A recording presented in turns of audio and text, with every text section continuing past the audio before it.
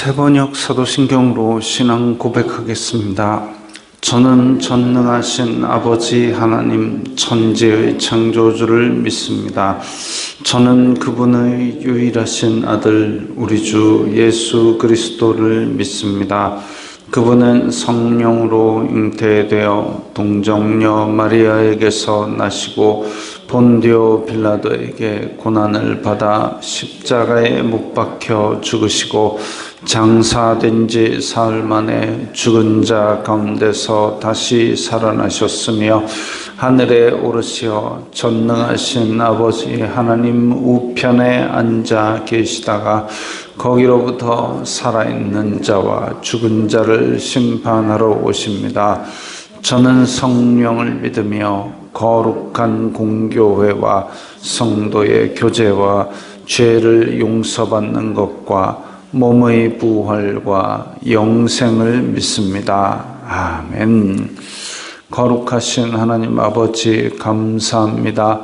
간밤에도 편히 쉬게 해주시고 새벽에 기도하는 자리에 불러주시니 감사합니다. 이 시간 저희들 마음 중심으로 주님을 경외하게 하여 주시옵소서. 예수님 이름으로 기도드리옵나이다. 아멘.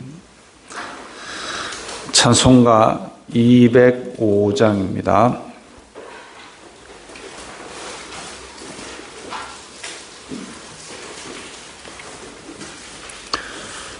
찬송가 205장입니다.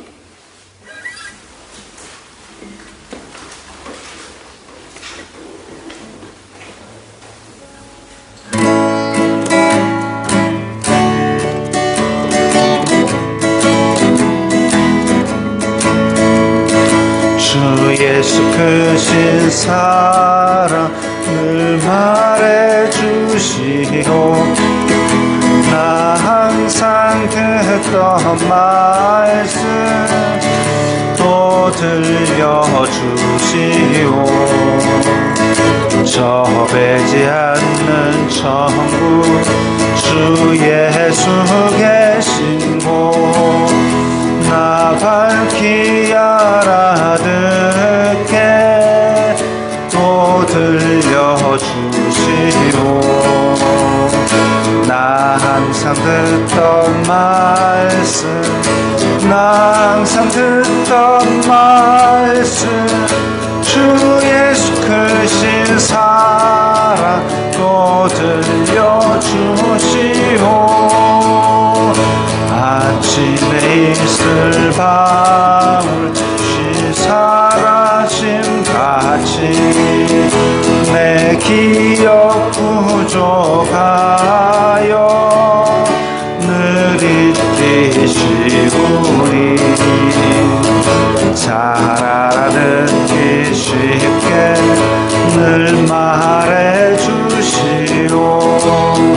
날 구속하신 사랑 또 들려주시오. 나 항상 듣던 말씀 나 항상 듣던 말씀 주 예수 크신 사랑 또 들려주시오. 주 예수 나를 위해 이 세상 오셔서 날 구속하시는 은혜 말하여 주시오. 나 같은 사람 위해 주 보혈을 흘렸네. 이 복스러운 말씀 또 들려주시오. 나 항상 듣던 말씀 나 항상 듣던 말씀 주 예수 크신 사랑 또 들려주시오.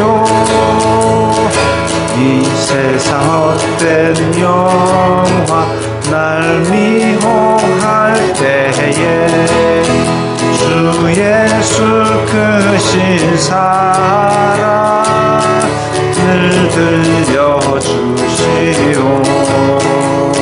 천국의 빛난 영광 내 눈에 비칠 때 주 예수 크신 사랑 또 들려주시오.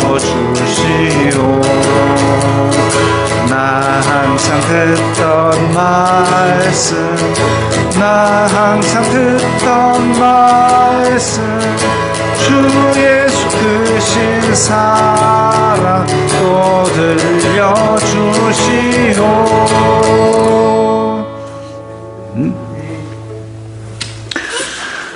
오늘 말씀은 누가복음 3장 21절부터 38절까지의 말씀입니다.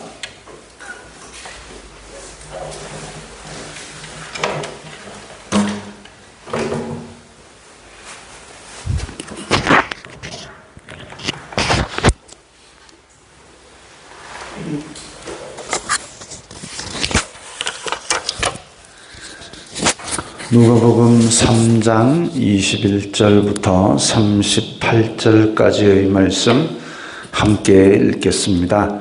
백성이 다 세례를 받을새 예수님도 세례를 받으시고 기도하실 때에 하늘이 열리며 성령이 비둘기 같은 형체로 그의 위에 강림하시더니 하늘로부터 소리가 나기를 너는 내 사랑하는 아들이라 내가 너를 기뻐하노라 하시니라. 예수님께서 가르치심을 시작하실 때에 30세쯤 되시니라. 사람들이 아는 대로는 요셉의 아들이니 요셉의 위는 헬리요 그 위는 마따시요 그 위는 레위요 그 위는 멜기요 그 위는 안나요 그 위는 요셉이요 그 위는 마따디아요 그 위는 아모스요 그 위는 나훔이요 그 위는 에슬리요 그 위는 낫게요 그 위는 마아시요 그 위는 마따디아요 그 위는 서머인이요 그 위는 요색이요 그 위는 요다요 그 위는 요하나니요 그 위는 레사요 그 위는 스룹바벨이요 그 위는 스알디엘이요 그 위는 네리요 그 위는 멜기요 그 위는 아띠요 그 위는 고삼이요 그 위는 엘마담이요 그 위는 에르요 그 위는 예수요 그 위는 엘리에서요 그 위는 요림이요 그 위는 마따시요 그 위는 레위요 그 위는 시몬이요 그 위는 유다요 그 위는 요셉이요 그 위는 요남이요 그 위는 엘리야김이요 그 위는 멜레아요 그 위는 멘나요 그 위는 마따다요 그 위는 나단이요 그 위는 다윗이요 그 위는 이세요 그 위는 오벳이요 그 위는 보아스요 그 위는 살몬이요 그 위는 나손이요 그 위는 아미나답이요 그 위는 아니요 그 위는 헤스론이요 그 위는 베레스요 그 위는 유다요 그 위는 야곱이요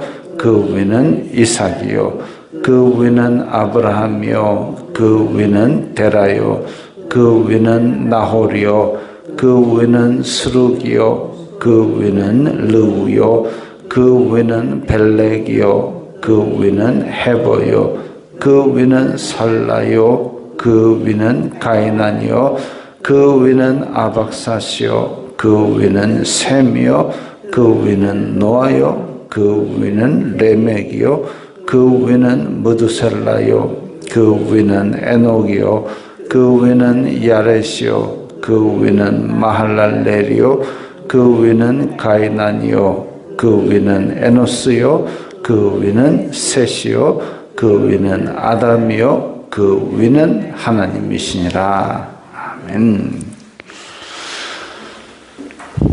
자, 오늘 족보 이야기가 길게 나옵니다. 족보 이야기가 길게 나오는데 일단 이것을 읽을 때 우리가 생각을 하기를 마태복음에 나오는 이름하고도 다르네 라는 얘기를 할 수도 있고 또 이것을 생각할 때에 우리가 이제 배경적인 지식들이 좀 필요한데 일단 마태복음은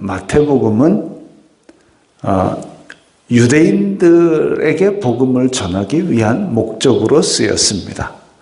그래서 아브라함과 다윗의 자손 예수 그리스도의 세계라 아브라함이 이삭을 낳고 아브라함부터 쭉쭉쭉쭉 진행이 되면서 아브라함부터 다윗까지 다윗부터 바벨론으로 이거하기까지 바벨론으로부터 또 예수님까지 이렇게 14대라는 숫자를 맞추면서 그렇게 진행이 되어서 유대인들에게 아브라함의 자손, 예수 그리스도, 다윗의 자손 그것을 강조하기 위한 계보로 쓰여졌고 지금 누가복음은 이방인들을 위한 복음으로서 쓰였고 하나님의 아들 예수 그리스도를 강조하기 위해서 쭉 올라가서 아담 그 위는 하나님이시니라 하나님께서 아담을 만드시고 그 후손으로 예수님께서 오신 것을 강조하고 있습니다. 한편 이 유대인들의 그 중근동의 글 쓰는 방법도 우리와 좀 다른데 우리는 어쩌든지 자료를 찾아가지고 그 위에 사람을 빠짐없이 다 쓰는 것 그것이 목적이었다면 이 성경을 기록하는 방식에서는 그 어떤 핵심적인 인물 이외에는 아니면 그 하나님의 계보, 하나님을 반항한 사람 이런 데 대해서는 또 생략하는 이런 방법도 사용되고 있기 때문에 그래서 이게 좀 다른 기록 목적에 따라서 차이가 나기도 하고 한편으로 발음이 다른 이유도 있습니다. 발음이 다른 이유도 구약시대 이전에 있었던 그 히브리어 기록 방식은 자음만 기록이 됩니다. 자음만 기록이 되는데 그래가지고 우리나라처럼 세종대왕이 글들을 다 읽게 만들었으면 다행인데 그때 당시에는 그야말로 이제 99%가 글을 못 읽는 사람들이죠. 모세의 율법을 외워서 들려줘가지고 전달되는 그런 상황 가운데서 자음만 이어지니까 도저히 이게 나중에 알렉산더 대왕이 헬라어를 다 쓰게 만들고 또 그 가운데서 그 이후에 로마가 또 지배를 하면서 이게 외국 식민 지배 생활이 꽤 길어지니까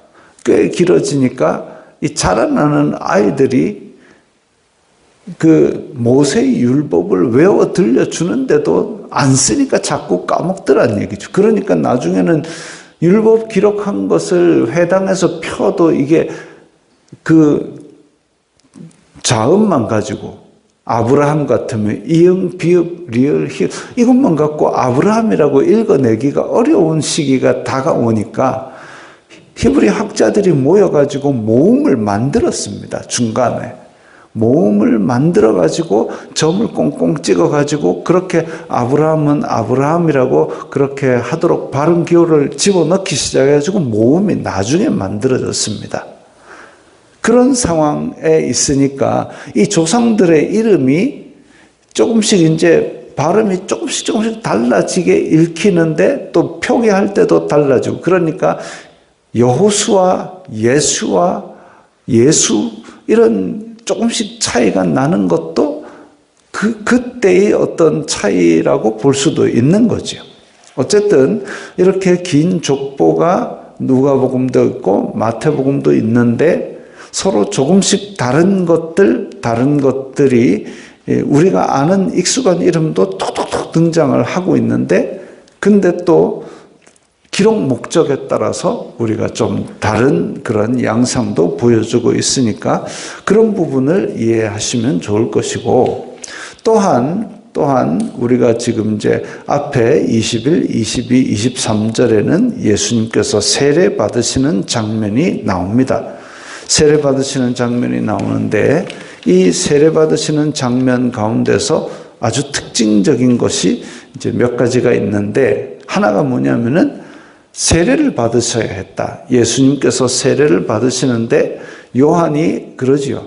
어떻게 나에게 세례를 받으러 오십니까? 이거는 말이 안 되는, 앞에서는 내가 신발끈 풀기도 감당하지 못하는 사람이라 그러고 세례를 준다. 이거는 있을 수 없는 일이죠. 그러나 예수님께서는 이렇게 해서 하나님의 뜻을 이루라 하고 명령을 하셨습니다. 즉 죄인인 인간과 똑같이 되셨고, 그로 말미암아 이제 모든 죄를 짊어지실 것을, 이렇게 낮아지신 것을 보여주고 있는 거죠. 그 세례 받으시는 사건을 통해서 온전한 사람, 온전한 죄인의 모습으로 오셨다라는 걸 보여줄 수 있고, 그 다음에 두 번째로 우리가 주목할 것은 하늘이 열리며 성령님의 비둘기 같은 형체로 강림하시더니 또 하늘로부터 소리가 있어 성부, 성자, 성령이 한꺼번에 등장하는 장면입니다. 그래서 성자 예수님이 몸으로 계신데 성령 하나님께서 비둘기의 형상으로 오시고 하늘에서 소리가 있어서 이는 내 사랑하는 아들이다 라고 성부, 성자, 성령이 한꺼번에 등장하는 장면이 나옵니다. 삼위일체라는 교리의 기본이 되는 구절이죠. 이 삼위일체라는 것이 참 어렵습니다. 하나님은 세 분인데 한 분이다? 이해하기가 어렵죠. 세상에 어떤 것도 이것을 비유할 수 있는 게 없습니다. 예전에는, 제가 어릴 적에는 분명히 정통 교단인데도 불구하고 공과 교재에서 그렇게 배웠습니다. 아이고, 아빠가 집에서는 아빠고 회사에서는 부장이고 틀렸습니다. 그거 아닙니다. 비유할 수 있는 것이 아무것도 없습니다. 하나님은 한 분이신데 세 위격이 계신다. 그게 그냥 그걸 나타낼 수 있는 우리말로 가장 잘된 설명입니다. 그 외에 뭐에 비유할, 물은 수증기가 되고 물은 찰랑찰랑 되고 얼음이 되고 아닙니다. 물 비유도 틀렸고 아버지 비유도 틀렸습니다. 만약에 아버지 비유라면 예수님께서 이렇게 세례받고 올라오실 때 이 일이 어떻게 설명이 됩니까? 또 예수님께서 겟세마네 동산에서 기도하실 때 아버지께 기도했습니다. 그러니까 그런 비유로는 설명이 안 되는 거죠. 그냥 이 장면과 겟세마네 기도 장면, 이 두 가지 장면, 그 외에 여러 구절들이 있지만 어쨌든 이 두 가지 장면을 통해서 하나님께서는 한 분 하나님이신데 세 위격이 계신다. 한꺼번에 등장하신 걸로 보아서 이리저리 변신하는 거 아니다. 또 어떤 사람은 구약 시대는 성부 하나님의 시대, 예수님 시대, 또 성령 하나님 시대 나누어진다. 아니고 세 분은 창세부터 말세까지 계속 같이 사역을 하고 계셨습니다. 그것도 우리가 꼭 생각을 해야 될 일입니다. 어쨌든 삼위일체는 인간의 어떤 말로도 비유할 수 없는 신비로운 결합이니까 여기에 있는 성경에 있는 그대로 우리가 그냥 받아들이는 것이 맞을 것입니다. 그래서 하늘이 열리고 성령님께서 오시고 이런 것들은 하나님의 나라가 임하시고 성령님의 어떤 기름 부으심이 본격적으로 이제 일어나는 그런 모습을, 성령이라는 단어가 구약에도 나타납니다. 아예 안 나타난 게 아니라 찾아보면 몇 군데 나옵니다. 그래서 이런 것들이 하나님의 나라가 이 땅에 임하는 그 모양새를 그대로 보여주신 말씀이다라고 볼 수 있고, 너는 내 사랑하는 아들이라 내가 너를 기뻐하노라.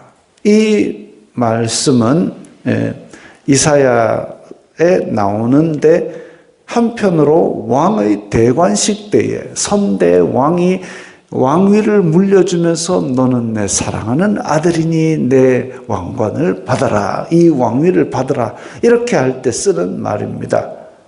그래서 이 시편과 이사야의 말씀, 이 말씀이 결국은 하나님의 아들이신 예수 그리스도를 강조하는 표현이다 이거죠. 근데 30세 될 때까지 그러면 계속 기다렸다가 또 이런 일을 하는 것, 원래 이제 뭐 제사장 이 사역을 시작할 나이가 30세였고, 요셉이 이집트의 총리가 된 것도 30세였고, 다윗이 왕위에 올라갈 때 30세였고, 이렇게 30세 정도 되는 것을 이제 뭔가 일을 할 수 있는 나이로 삼았습니다. 그래서 예수님께서도 이 공생애를 시작하는 것이 30세쯤 되었다 이랬습니다. 그리고 이제 기나긴 족보가 나오는데, 이런 것들이 하나님께서 창세기에서 이 여인의 후손이 뱀의 머리를 깨리라라는 부분도, 뱀은 너의 발꿈치를 상하게 할 것이나 여인의 후손은 너의 머리를 깰 것이라라는 그 말씀을 해놓고도, 사실 그때 가인을 낳고 야 드디어 내가 하나님을 낳았도다 뭐 이렇게 하는 그 장면이 나오는데, 사실 그때 그래서 하와가 낳은 아이는 여인의 후손이 아니었지요. 하와가 낳은 아이는 여인의 후손이 아니었고, 그 구원의 일을 하나님께서는 그때부터 차곡차곡 준비하셔가지고 예수님 때에 이르게 된 것이 이 기나긴 족보에서 얘기하고 싶어 하는 겁니다. 우리 영어로는 빌드업이라 그러죠. 차곡차곡 쌓아가지고 여기서 이걸 만들기 위해서 이 기나긴 세월 동안 하나님께서 준비하신 여러 가지 사건과 상황과 사람들을 통해서 준비하신, 빌드업 하신 이 뱀의 머리를 깨는 예수 그리스도의 사역. 그래가지고 이렇게 준비를 하신 이 모습을 보고 있을 때에 우리를 이 땅에 나게 하시고, 우리가 지금 현재 이 자리에서 하나님을 믿는 믿음으로서 기도하러 나온 이때까지도 하나님께서 우리의 생애를 빌드업 하신 것을 이제 생각을 하고 한마디 한마디 기도하고 오늘 하루를 살아야 되는 겁니다. 누군가가 피카소 그림 보면 뭐 때로는 우스운 그림 있지 않습니까? 서너 개로 그냥 사람 하나 모양을 탁 만들어 놓고 이렇게. 어떤 사람이 묻습니다. 아이고 이거 뭐 선 몇 개 뚝딱 그리는데 5분도 안 걸리는데 이거 가지고 그렇게 세계적인 화가 됐느냐? 이 그림 자체 그리는 데는 5분도 안 걸렸지만 나는 이렇게 그리게 되는데 몇십 년 동안 이걸 그려왔다. 즉 이 그림 선 4개 그리는데 몇십 년이 걸린 것과 똑같다라고 이야기를 했습니다. 그거지요. 지금 우리가 태어난 것은 100년도 안 됩니다. 그리고 지금 우리가 살아서 해놓은 업적이 얼마 안 될 수도 있습니다. 그러나 이것을 해가지고 하나님께서 오늘 이 순간 이 자리에 앉혀서 기도하게 만든 것은 첫 태초로부터 시작되는 하나님의 빌드업을 통해서 우리를 구원하신 예수 그리스도의 은혜가 있고, 그리고 그 후에도 수많은 세월이 흘러서 지금 오늘 우리가 이 자리에서 하나님께 기도하는 거죠. 하나님의 빌드업입니다. 오늘 이 자리에 이렇게 목적을 두고 하나님께서 세우신 우리가 하나님의 때에 하나님의 일을 하러 이 자리에 왔습니다. 그래서 오늘 지금 기도하실 때에도 이런 하나님의 귀한 뜻과 목적 가운데 이 자리에 세우셨사오니 온전히 아버지의 뜻이 내 기도를 통하여 이루어지기를 원합니다. 이렇게 기도하면서 오늘 하루도 주님의 뜻을 이루시기 바랍니다. 기도하겠습니다. 거룩하신 아버지 하나님 감사합니다. 태초로부터 시작된 아버지의 이 빌드업을 통하여 오늘날 현재 지금 저희들이 이 자리에 기도하는 줄 믿습니다. 오늘 하루도 아버지의 뜻이 하늘에서 이루어진 것 같이 저희들의 삶을 통하여 저희들의 기도를 통하여 이루어지게 하옵소서. 예수님 이름으로 기도드리옵나이다. 아멘.